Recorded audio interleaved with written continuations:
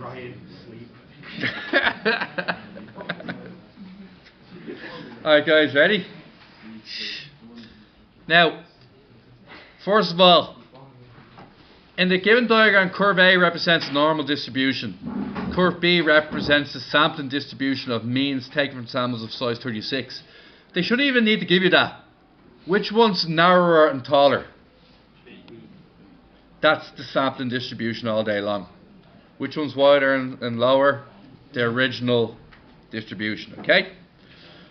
Now, A obeys rules of population mean and standard deviation. A is based off single scores, while B is based off results of 36 people. 36 people equals one result. So, in distribution A, one person is one result. In distribution B, 36 people's average is one result. Right? That's why it's getting narrower and taller. Okay? Because the averages will veer to the middle. Okay. Let's do this. What does it say about point D? How many standard deviations is it away? Right. Is D a single score or is it the average of 36 people? How do you know it's a single score? It's on the A graph, not the B graph, okay? It's on the A graph. So, what does it, oh, it wants the actual score. Okay, how many standard deviations is it away? Two. Alright, so it's 2 standard deviations away. So it's 80 plus 2 standard deviations. What's standard deviation? Did anybody get an answer of 96? 2 standard deviations away from the middle? Yeah. Okay, definitely 96. Now, what's the problem with B, lads? What's the problem with B? It also uses the mean, but what happens to the standard deviation? You use the standard error. You don't use the standard deviation. You use standard error. So, one standard error away. So what is a standard error? It's 8 divided by root 36. And what's 8 divided by root 36? 8 over 6, which is 4 over 3. And what's the average? The average is still 80, but you're one standard error to the left.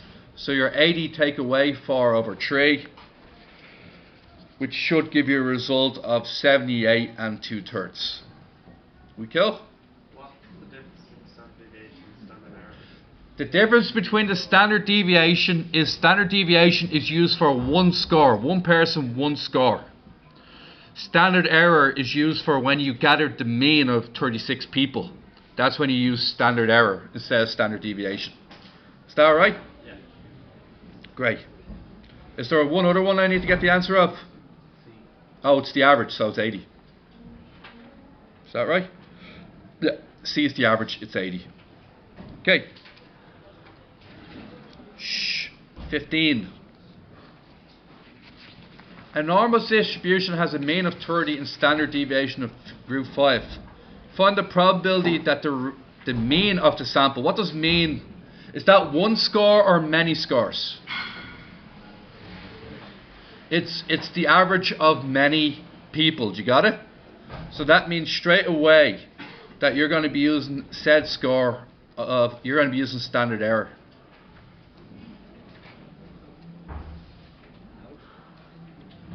Find the probability that the mean. It's a mean. It's not a score. It's a mean of 30 people.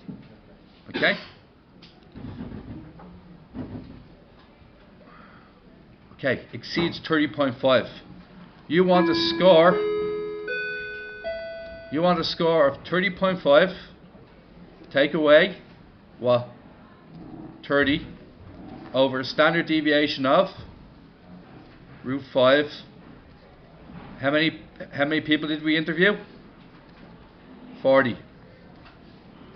Throw that into your calculator and let me know what you get. It's alright, I got it. 1.41. Were we expecting a positive set score, were we? Why were we expecting a positive set score? 30.5 is above the mean. 30.5 is above the mean, okay? Now, we gotta find the probability that this set score, a set score bigger than, what's it? 30.5. Sorry, probability of a mean bigger than 30.5 is the same as the probability of a set score bigger than 1.41. Is that okay? Now, if you look for a set score bigger than 1.41, we go to our tables. We go to 1.41, 1.4, 1.41, 0.9207.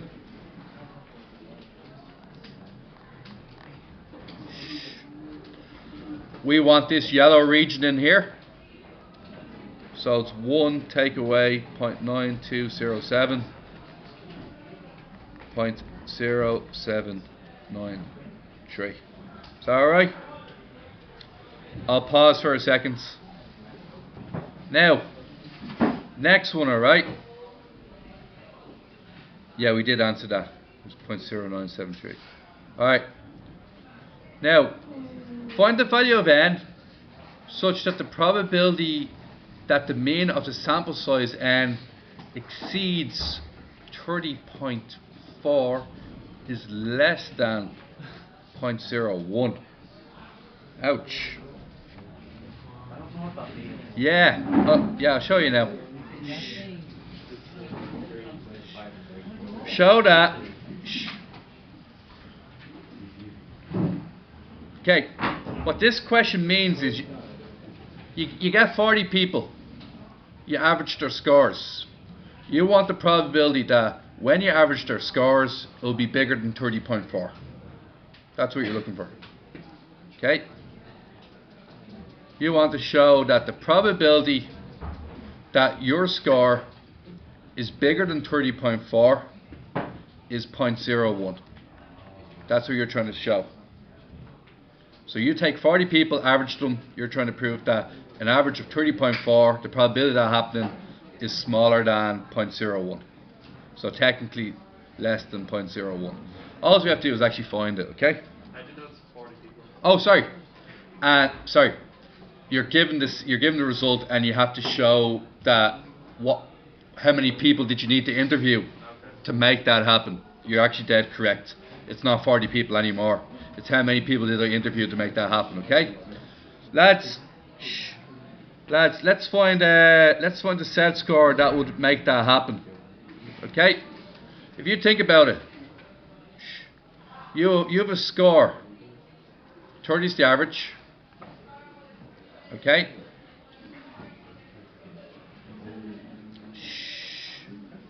Lads, 30 is the average. You score 30.4. You want a score bigger than 30.4. Okay? And you're basically saying that this is 0.01 or smaller than 0.01. Is that okay? Now, what's the area of this area here then? Huh? It means 99% of the population have to be below 30.4. Do you get what I'm saying? Okay, you go to your set scores and you find 0.99. Is that there a set score of 2.33? Does everybody see a set score of 2.33 for that? It's the closest thing you can get, isn't it? So what I'm claiming here is that this score is equivalent to a set score of 2.33. Is that alright? Now that we have the set score, how did we calculate the set scores in the first place? It's your average, take away the mean, divided by the standard error. What's the only variable we don't have here? Huh? The only variable we haven't got is n. Okay? So, let's put in some numbers, okay? This is a hard question, to be fair to it. Okay? What's the score we're looking for? 3.4, isn't it? What's the average? 30. What's the standard deviation of the population?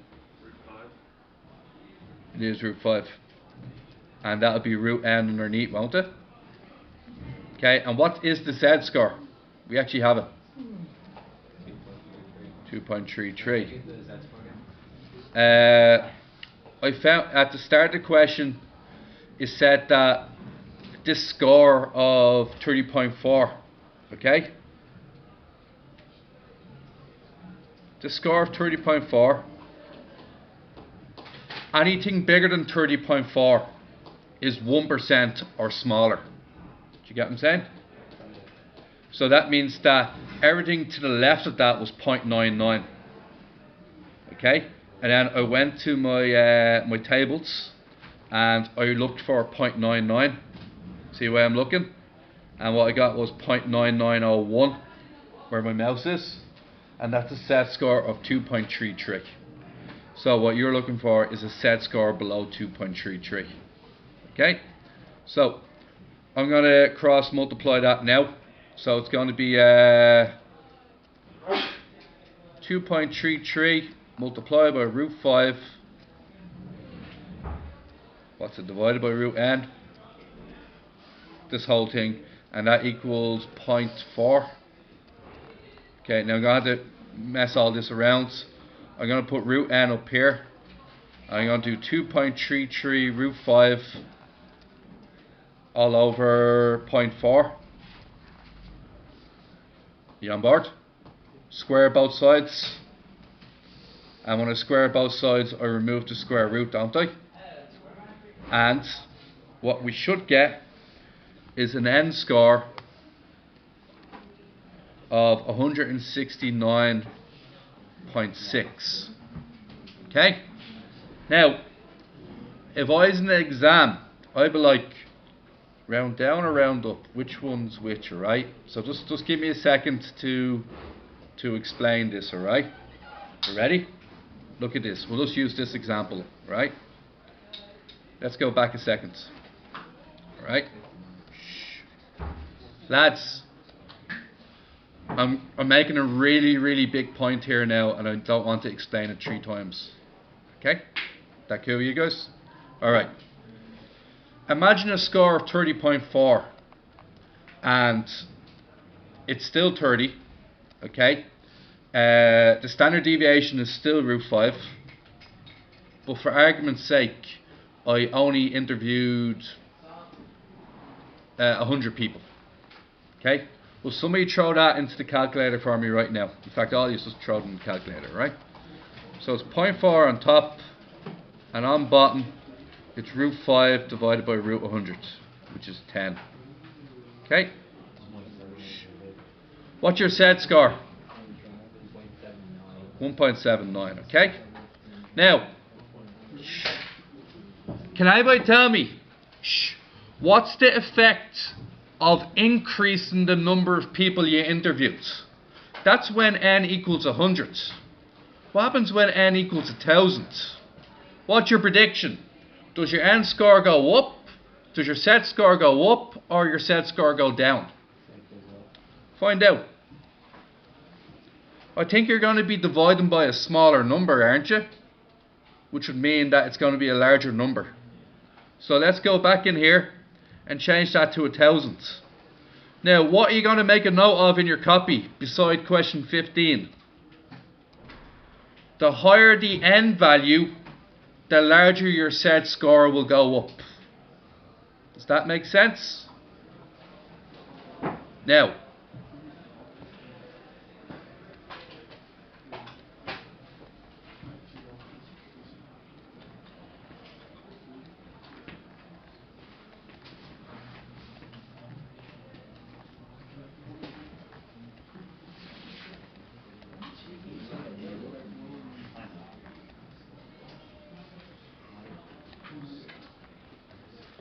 let me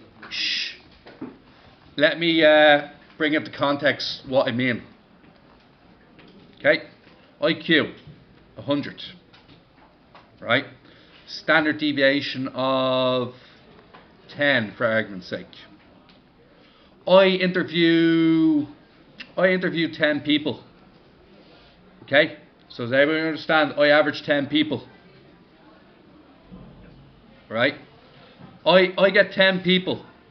I average them. Okay? And they come out at a score of 120. Would everybody agree 10 people on 120 is extremely rare? Would that make sense? I picked 10 people at random and their score on average was 120. Would everybody think that's incredibly rare? So, a set score like that would be, something like that happening would be incredibly rare. But if I interview 100 people, and if I interview 100 people and I still get an average of 120, how rare is that? Ridiculously rare. The further your set score is, away. So in that last question, I did two examples of set scores. A set score of 1.79, a set score of 5.65. A set score that is 5 standard deviations away from the center is extremely rare, isn't it? It practically doesn't exist. That's what we're trying to say. If you're above the average, alright, and you interview tons of people and you get a really high result, that is ridiculously rare. That's why it's a higher set score. Because you interviewed more people and you still got an incredibly rare result.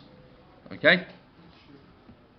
I think I'll make that point again tomorrow when we're less tired, okay? And I think we'll get it. Now, either way, okay? You're back on your score of 2.33. Alright? You want this 0.01. Do you want it to be smaller or bigger than 0.01? Smaller. You don't mind your set score getting bigger, but you don't want your set score to get smaller. So, by interviewing more people, it will make the set score smaller. It will make the set score bigger. So 170 is a perfectly acceptable answer. 169 would be the wrong way to go. Okay?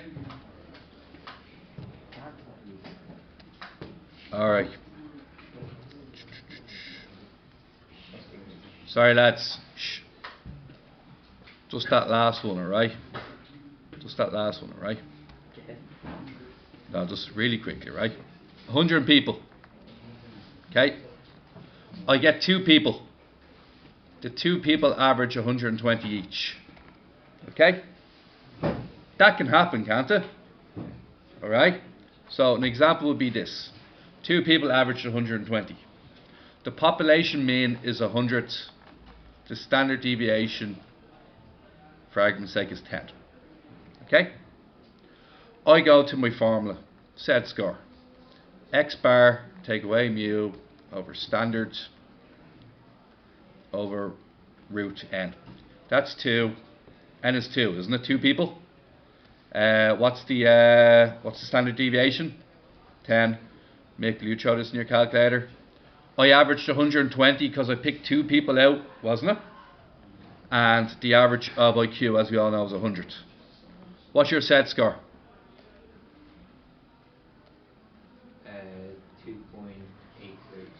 2.83. 2.83. This set score, even picking 2 people, lads, I'm talking 2 people, okay? 2 people averaging 120 each is a set score of 2.83. The further you're away from the center of the diagram, the rarer you are. So 2 standard deviations away, if I go to 2.83 on this, does it even go that high?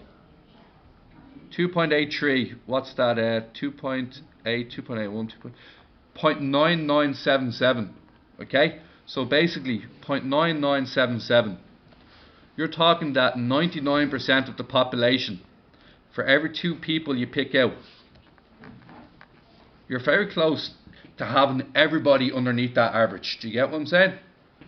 Everybody is underneath that average. Now, if you take a set score of 10 people and 10 people average 120, do you get what I'm saying? 10 people average 120. Your set score is going to go so huge that averaging 10 people at random at 120 cannot exist. And you're going to have all 100% of the population behind that average. Because getting a set score like that is nearly impossible for 10 people. Okay? That's what I was trying to get at earlier. Okay. This question is an excellent question because it highlights the difference between a single score and a double score and a sample score. Okay? Free range eggs are supplied by a health food company with a mean of 52 with a standard deviation of 4. Okay? Find out a randomly selected egg. That's one egg. Everybody get it? And that means it's a single set score.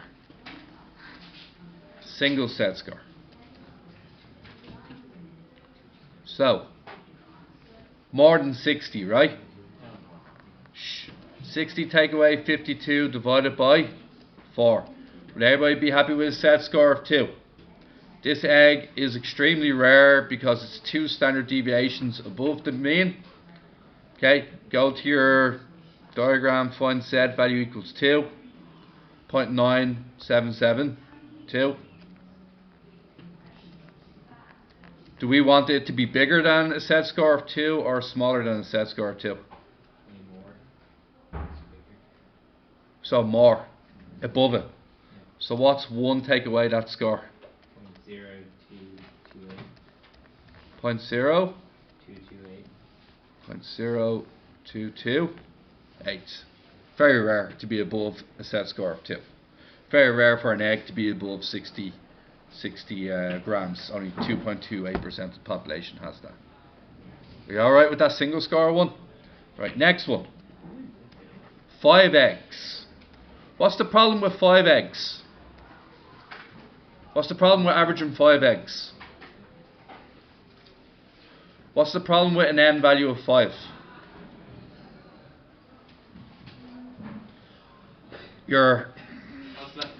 It's less than 30, which means you have to assume the weights are normally distributed. Otherwise, it won't work. But in part 3, the fact that you're doing 90 eggs means it will work regardless if eggs are normally distributed or not. Okay.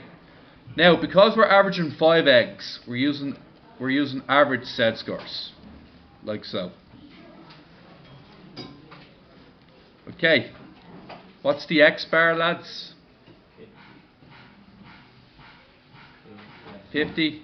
Take away. All over. Thank God, right? Put all that into the calculator.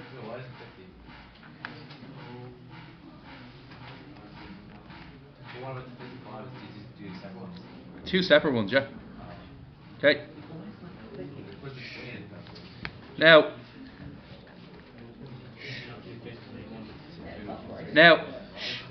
next thing I'm going to do is 55. Okay. 55 take away 52 all over 4 root 5, okay? And that is 1.68. Now, Oscar, what I'm trying to say here is this. The probability of you getting averaging 5 eggs and the probability of the average of 5 eggs being in between 50 and 55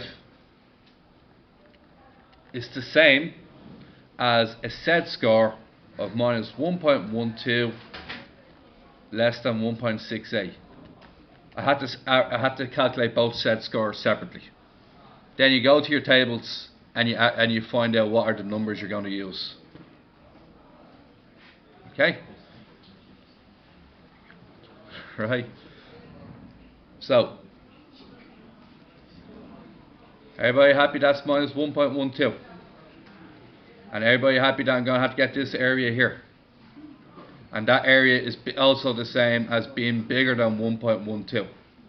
So it's the same as the probability of being bigger than 1.12, which is the same as what, guys? See that yellow area? It's 1 take away the yellow area. And what is the yellow area? It's a set score less than 1.12. 1.1, 1.11, 1.12. 0.8686.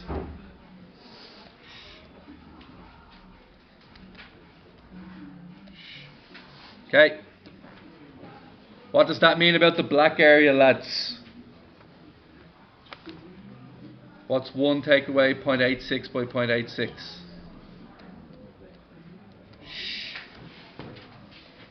Point 0.1314. So that's 0.1314, which means the other side is also 0.1314 as well. Is that okay? So lads, the black area there is 0.1314. Okay, straight down again. I've lost the ability to draw a straight line. Okay.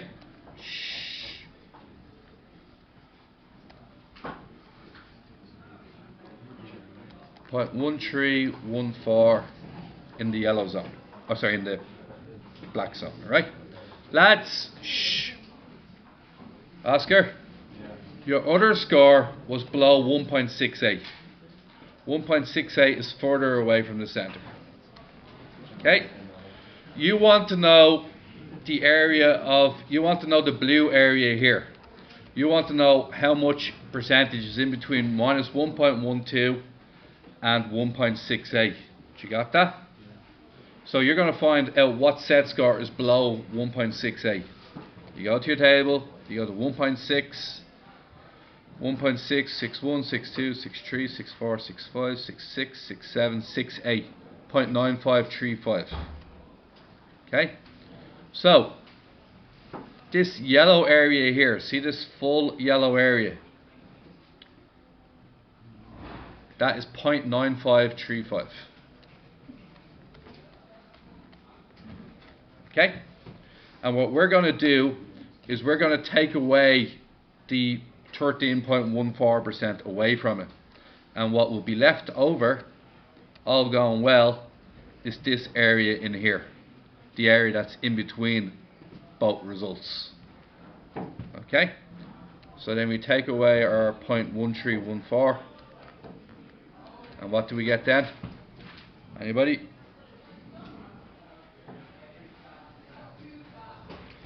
I'm hoping for a 0.822. 0.822. Alrighty. Yeah. Lads. Shh. Oh God. Will you do me a favour? Calculate the set scores for 16 part 3 and get the percentages yourself, okay? Off you go. Okay. Next one. Right. Probability that when we get 90 eggs and we average their results, the average will be somewhere in between 52.1. It'll be less than the average, and the average cannot go bigger than 52.2. It's very narrow, isn't it? But it's very narrow for a reason. What happens when you have a bigger sample? The standard deviation gets narrow. So the question needs to be narrow to work, because you only have set scores from 2.5 up to 2.5. Sorry, you only have set scores from 0 to 2.5. If it wasn't really narrow, the set score would be huge. Okay? Next thing, let's calculate set scores. Okay? So, set score is your mean, take away your mean of your sample, take away your mean over your standard error. Okay. 52.1, take away 52, divide it by 4 over the square root of 90.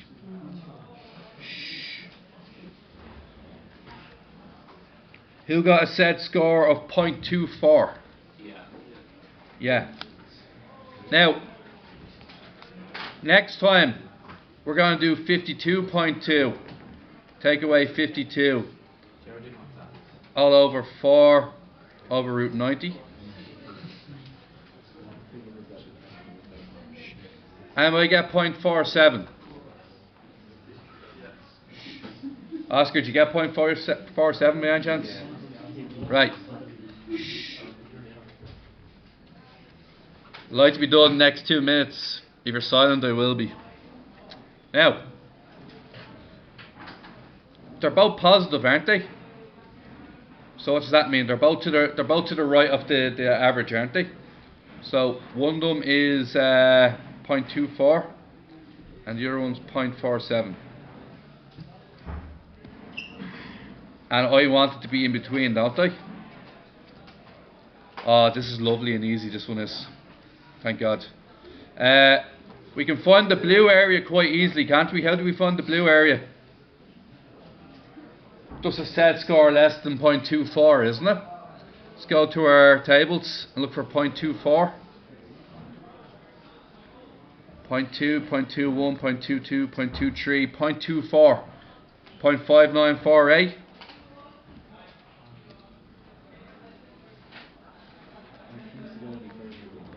Okay, next thing we're going to do is we're going to find the green area, which is, so we're going to find the area less than a set score of 0.47. So that'll be the green area plus the blue area. Or sorry, we'll just call it the green area, the full thing, okay? Full thing's green area. So less than 0.47, 0.4, 0.47 is 68.08. So 0.6808, take away what, lads? Or 0.5948, because we want the in-between region, don't we? So what happens when you take them away from each other? 0.06. Thank God, 0.086, okay? There's 8.6% of your averages will be between these two scores. Now, finally, which of your answers would be unchanged if the weights weren't normally distributed? Well, if you took 90, that's perfect, but the 5 wouldn't work if the parent distribution wasn't also normal. Okay guys, that's 13, 14 and 15 done.